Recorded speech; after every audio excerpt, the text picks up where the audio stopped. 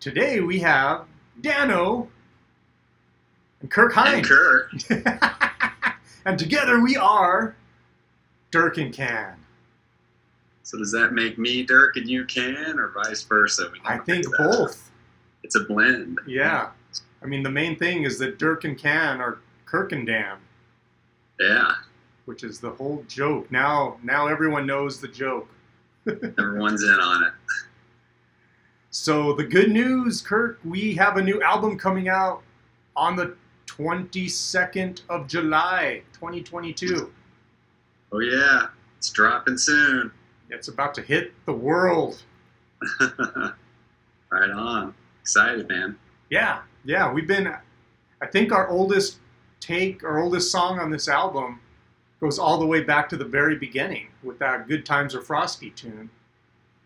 Yeah, I didn't even think about it that way. That was probably the first song that we wrote together, but this is an updated version on this album. Right? Because our longtime fans will know that we did release an instrumental album maybe in 2014. Right. And so yeah, that song's probably a good, 10 years old, if I had to guess. Yeah. But yeah, getting some lyrics put into it and kind of a new take on it. If memory serves, we met each other via a Craigslist ad for racquetball. Right. Looking for someone to play some racquetball with. Yeah. And the opening track is dedicated to that ad. And now our new opening track is Lob of Fire. Which is probably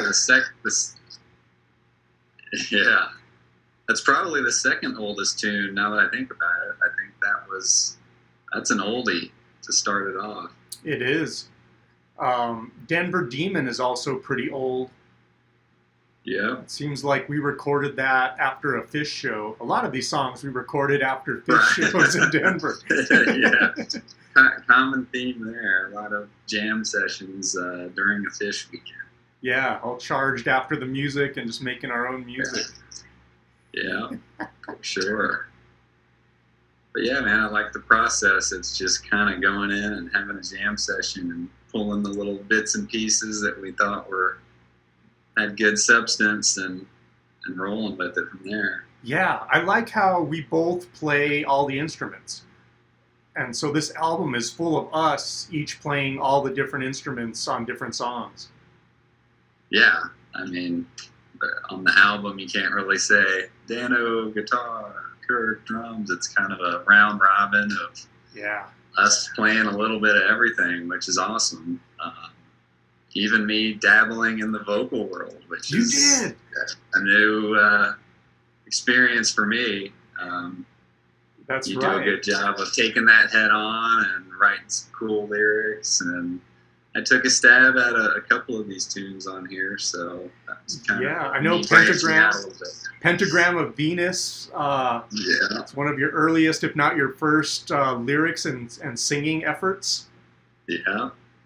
Yeah, so that was cool to bounce some lyrics off you, and then you had the kind of cool call and response vocals on that to add to it. So yeah, and No One Forgets Buzz Aldrin was another one that you really took the lead on lyrically. Right. That was awesome.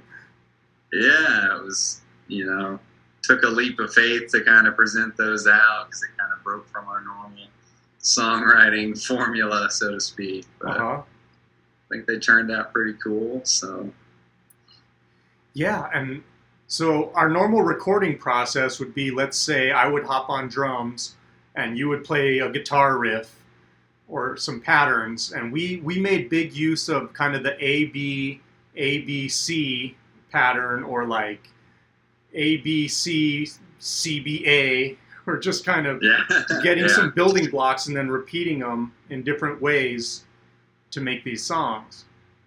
Right. It was kind of dissecting riffs that we thought were cool. Yeah. That's going to be part A. And then how are we going to formulate the song? When's A going to come back? And you and I both feel strongly about songs having bridges. Bridges are very important. So. Man, that's how you get places. Bridge. Gotta have a C in there. Yeah. Not just a verse and chorus. Yeah, got to mix it up in there. You're right. And that gives a lot of these songs just, it feels like a journey. Like you start off someplace, you go somewhere, and then you kind of come back, and maybe there's a resolution, or maybe nothing has happened, but you've made a journey the whole process. Yeah. Yeah. Like what? But just kind of cool to it does feel like it's got a good flow, but man, if I had to guess, it's got to be a good, 8 years in the making, kind of spread out. Yeah. Would be my best guess at it.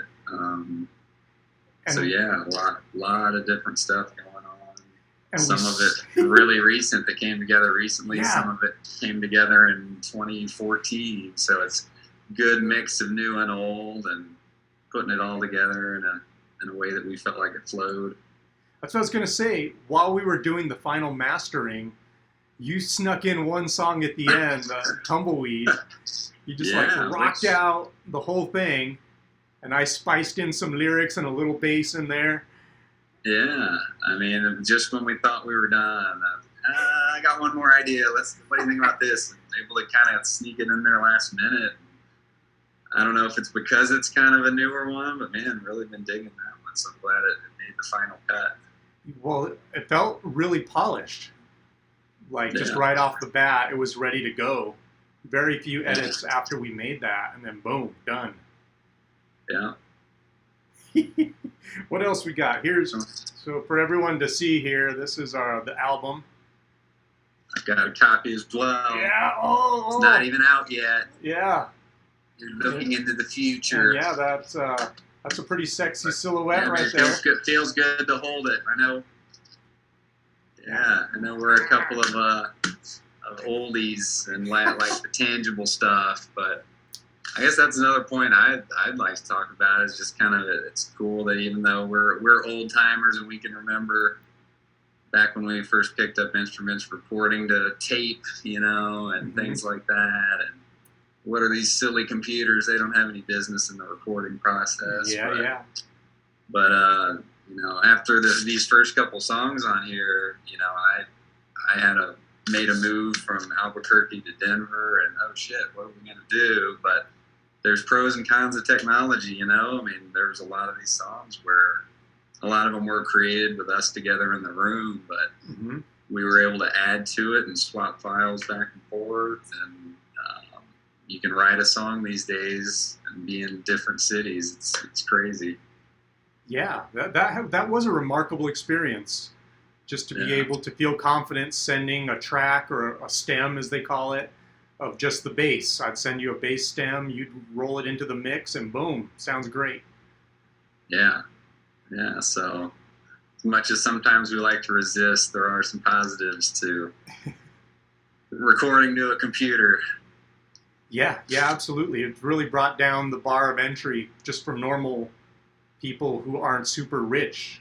Just to, basically in our home studios, record together 600 miles away.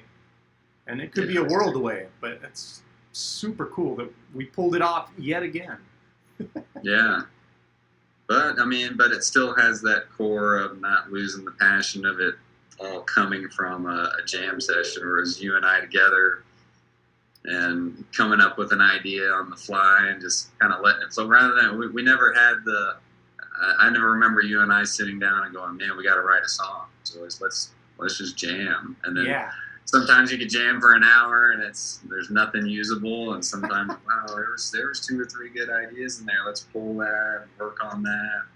I think with the exception of Tumbleweed maybe being completely, here's an idea and now add to it. I think all the others were stemmed from a jam session. So it was still us organically kind of coming up with the song, which was fun. Yeah, exactly. Some of the jams we were able, since we were tracking as we were jamming, some we were able to use on the album, and some we just took the best ideas and recreated it, which I thought was a pretty powerful experience too. Recreating the best parts of an organic jam is really neat. Yeah. I think Look at My Creation, that take was just, we didn't even plan on, okay, let's let's nail this for an album. We just jammed that, and both of us loved our take. Yeah.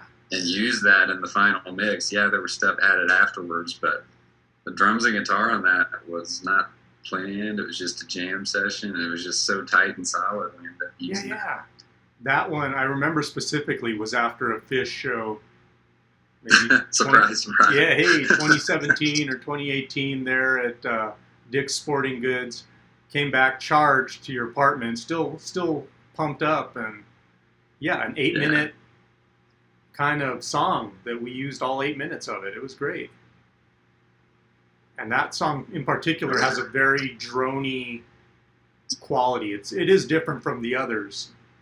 Doesn't have an A, B, C really. It just kind of has a D. It's freeform. It just kind of drones in the key of D, and let's just take it and run with it. So yeah, it definitely breaks the pattern there. I think it's a cool way to close it out. Just kind of a good long. A lot of our songs are kind of concise and to the point, but that one definitely goes into jam land. Yeah. And another thing there, a number of our songs are right in the 3-minute mark. Like tight, concise little songs. It looks like Frosty, Pentagram, Balls is right there at 3 minutes, Denver Demon, and Buzz Aldrin. That's pretty tight, like concise, effective songwriting. Yeah. And there's a lot to be said for that too. Yeah, I like all sorts of inspiration. I like me some jams, but I also like a nice concise pop song, and you can kind of blend the two and kind of make it. I wouldn't call our stuff pop by any means, but having that mindset of let's just bring the idea home, hit them, and get out. Yeah. Even if the subject matter and the tune is weird, you're still kind of trying to just be effective with what you're trying to present. So, absolutely. I think one exception to that might have been Another Kind of Song. Oh yeah. I think that was you just really free form flow on the mic there. We had a tune that we really liked. It was kind of spacey and cool, and I think you just took the mic and whatever was popping in your head.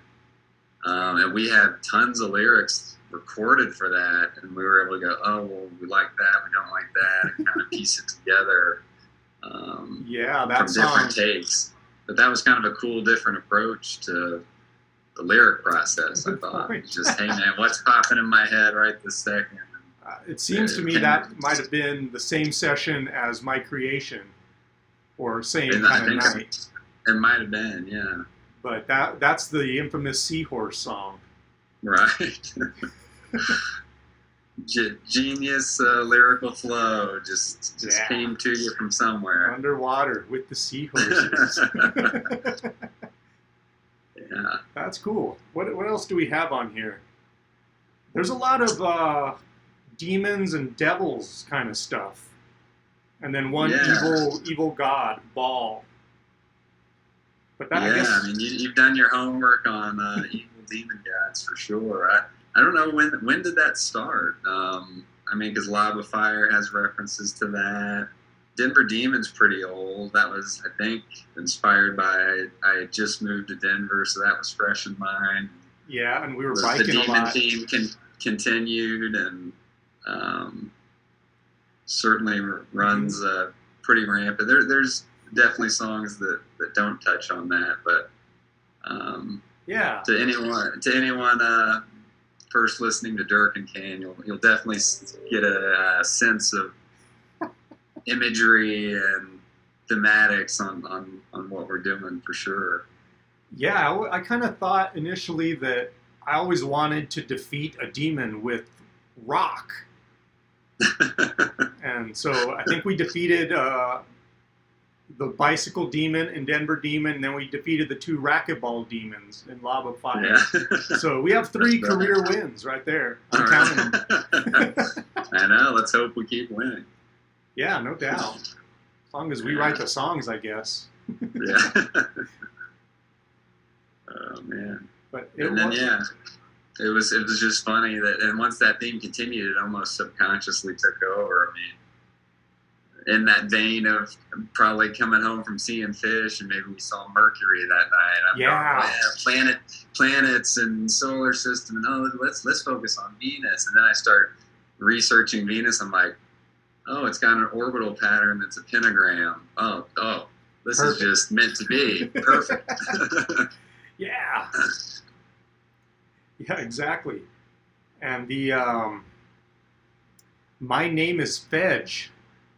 That was an interesting kind of creative process.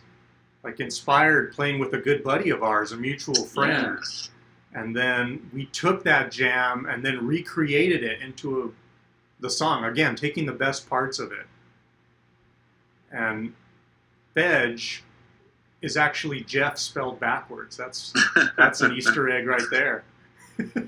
Right. I mean, I don't know if we need his permission there because we're not using his name officially. It's Fedge, right? Yeah. Yeah. Our good buddy Jeff, who we both jam with, who I still jam with. Definitely have to plug Distorted Cheddar. Yeah, project. Distorted Cheddar. We were all yeah. We were all in the same room at the same time, just having a good time. You know, for us to jam as a three-piece and have some more input was cool to have all three of us going at the same time, and had an idea that I think worked out. But that was one of those where to keep it a true Dirk and Dan, let's kind of strip that down. We got the idea, but let's re-record it. Yeah. And do it D&K style. That was a great idea. And we even name drop Distorted Cheddar in the lyrics of that song. Oh, that's right. So we get another free drop there. Yeah, for sure. Yeah, that song, that's one of my favorites. That one came together really well. That was a great recording process. You came to visit briefly, and we were able to polish that one off at Mandolin Studios here in Albuquerque. That's right. Yeah. And you will be rewarded. A lot of improvisational lyrics in there. Right. I mean, did you want to talk about, you took a really big role in getting this thing mastered, and shout out to Dan over here for all this artwork that you see. Oh, yeah. All Dano's doing, all the packaging, so great graphic design on there. Right on, man. Kudos to you. But yeah, your buddy Daniel Stapleton is obviously going to be a shape of our sound, mastering all our tracks. I don't know if you would talk about how you know him and background there. Absolutely. So Daniel Stapleton, we call him Danny. He's a good buddy of mine. I've known him for a while. He lives out in Austin, Texas. And we've gone camping. We played some music. He's a phenomenal guitarist and musician in his own right. He's the like Eddie Van Halen style of guitarist. That guy can play.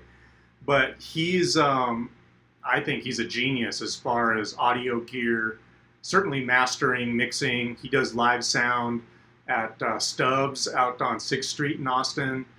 He's been doing it all his life, and he's really good. And at this point, you know, this is the 5th album that I've been a part of, and all of them have been mastered by Danny. I just trust him to, he knows what I like at this point, and he preps them for me, and then, you know, we send them off to get produced, whether it's for CDs or it's for digital. He has a sweet spot between mastering for disc and mastering for streaming, and there's a difference between what you do for those. So you kind of split the difference, and you prep it for both, so it sounds good on both. And he's really good, and he gets it. And what a fantastic working relationship. You know, we just talk on the side just about our lives and what's going on, but then he just delivers the music every time. And I know it's going to sound good. Our music sounds technically as good next to any current modern music as far as production goes. You know, you want to hear the clean subs on your subwoofer, we got it. You want to hear the clean highs, we got it. The mids, right in there. Our production, I think, is as good as anything being produced these days. And that goes a long way because we have our guy mastering all our music. Another set of ears is always important when you let your music out into the wild. And so, yeah, just glad to have that guy on our team, right? So go Danny. Thanks, buddy. Yeah, appreciate the help. And just kind of took Dano's word on that, you know, I know you had worked with him in the past, and yeah, I mean, there's an industry standard these days. You want it to, when you play our album next to anybody else, you want those levels to be the same. So there's a lot that goes into that. And you and I have come a long way as far as mixing and things like that. So the whole process is fun to get behind the mixing board, so to speak. And once things are laid out, really get it to a point where you're happy with hearing everything you want to hear. It's crazy letting something out the door, right? Calling something done. That's never easy. Yeah, but that's been hard for me. It's like, you know, like Picasso never being done with a painting. Like, you just never. Sometimes I'm guilty of maybe playing with things too much. Sometimes your first reaction is always the best, and you kind of get fatigued if you listen to something too much. And there's always something you can do, but at some point you gotta put a cap on it. And call it a day and call it done. Which is part of the joy of the collaboration. You know, because each of us on our own, we produce our own music and, you know, do our own thing, which is great. But then when you have someone else and you get to bounce it off them and, you know, hear their perspective. Yeah, this is done, or no, I think we can do a little more here. And I give that a lot of extra weight coming from you, like hearing your perspective. Let's add a little something here. It needs something. That carries a lot of weight to me, and I just appreciate working with you in this regard. It's been such a fantastic collaboration, 10 years and counting now. Oh yeah, for sure. It's fantastic. Over a decade. Yeah, moving into our second decade. Yeah, man, always fun working with you. It's good to be on the same page with someone, but then also have, you know, respect someone's opinion if something's working or not working or needs improvement, or, you know, never been any crazy butting of heads, you know. It's always been, you know, always just been fun, which that's what music should be. Yeah, absolutely. And just to talk about the graphic design elements, first album, nice and clean, blue. Yep. You know, in the back. For anyone that doesn't have it, 2014, that was instrumental. Yeah, all instrumental. Just a lot of jam ideas on that. Wanted to get it out there. So this is a big step for us on album number 2. And actually, a couple of the songs from this first album were extended for the second album. Frosty has lyrics and is called Good Times Are Frosty. And what was the other one? Glass Hookah. Glass Hookah is now Look at My Creation. Look at My Creation, yeah. So that's pretty cool. I like, personally, do songs ever stop growing? Sometimes, but no. They can keep going, especially when you're playing them live. But those songs had more to say, or we had more to say through those songs. And I thought that was pretty righteous, that we allow ourselves the freedom to do whatever we want. We want to record this song and extend it further. Right. That's awesome. A reprise, if you will. Yeah. They're prized and reprised. Yeah. For sure, man. Excellent. Well, yeah, I mean, I guess I would say go out there and listen to it, everybody. Whatever streaming format you choose, all the major ones. We'll throw some links up here. Dig it. Yeah. Like it. If you're seeing this right now, Lob of Fire is now available on all your streaming platforms. Yep. We might even have a hard copy or two. Yeah, if you email us, I'll send you a disc. Old timers, we got you. That one CD you own will be a Dirk and Dan. We can make it happen. Right on. Well, Kirk, my brother, really good talking with you about this new project. We nailed it. We killed it again. We're awesome. Yeah, man. Good to see you, Dano. Right on. I'll be seeing you soon as well. Get some more jams in. Yeah, we got Fish coming up 2022. I will be up there. I look forward to more rocking with you, my brother. Yeah, we'll definitely got to get some new songs in the tank. Yeah, we used everything, right? We got nothing left. I think the tank's empty, so we got to start filling it again. I like it. I like it. Yeah. Cool. Well, then, with that, I'm going to say goodbye to everyone. My brother, I'll be in touch. Peace out, everybody. All right. D&K. Bueno. Later.